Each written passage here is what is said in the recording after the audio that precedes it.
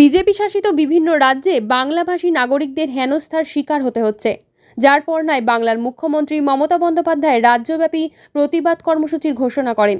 সেই হিসেবে বীরভূম জেলা তৃণমূল কংগ্রেসের উদ্যোগে বুধবার রামপুরহাট শহরের মধ্যে প্রতিবাদ বিক্ষোভ মিছিল সংঘটিত হয়।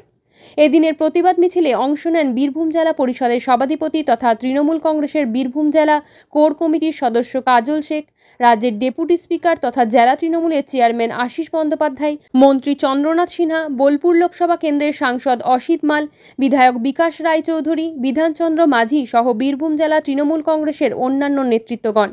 তৃণমূল কংগ্রেসের রামপুরহাট কার্যালয় থেকে মিছিল বের হয়ে রামপুরহাট শহর ঘুরে মিছিল শেষ হয় রামপুরহাট ৫ মাথা মোড়ে। সে ধরনের কোনো খবর আসেনি। খবর এলে আমাদের প্রশাসন লেভেলে বিষয়গুলো দেখা হবে এবং উচ্চ পর্যায়ে তদন্ত হবে। পারুল থানা থেকে দুজনকে ধরা হয়েছে। এবং উচ্চ পর্যায়ে তদন্ত চলে, যেহেতু প্রশাসনের বিষয় সেহেতু এই বিষয়ে কোনো মুখ খুলবো না। আগে সঠিক কিনা দেখা হোক, তারপর এই বিষয় নিয়ে মন্তব্য। আজকে কতজন কোর কমিটির সদস্য ছিল? আজকে ম্যাক্সিমাম কোর কমিটির সদস্য ছিলেন। দেখুন, সবাই যে আসতে পারবে সেটা কথা নয়, কিন্তু আমাদের রাজ্যের, আমাদের জেলার ডেপুটি স্পিকার রাজ্যের ডক্টর আশিস বন্দ্যোপাধ্যায় উনি ছিলেন, মন্ত্রী চন্দ্রনাথ সিনহা ছিলেন, বিকাশ দা ছিলেন, আমি ছিলাম, এক কথা আমরা সকলে ছিলাম। যার হয়তো আসতে পারেনি। আমাদের এমপিরাও ছিলেন, এমপি ছিলেন, সমস্ত এমএলএরা ছিলেন। অনুব্রত মণ্ডল দেখা যায় কোর কমিটির সিউড়িতেও যায়নি, এখানেও আসতে পারছে না কেন? এটা কোনো বিষয় নয়। এটাকে নিয়ে কোনো রাজনৈতিক রং না দেওয়াই ভালো। তিনি শারীরিকভাবে একটা অসুস্থ আছেন, যার জন্য আসতে পারেন না। দেখতে পাচ্ছেন প্রাকৃতিক বিপর্যয়।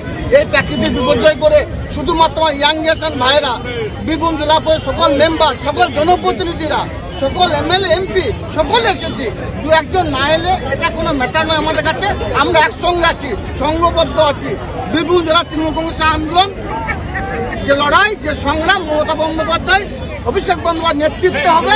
আমরা একসঙ্গে লড়বো, 26-এ তার প্রমাণ দেখিয়ে দেবো। নলহাটিতে ব্রাহ্মণী নদী বাঁধ ভেঙে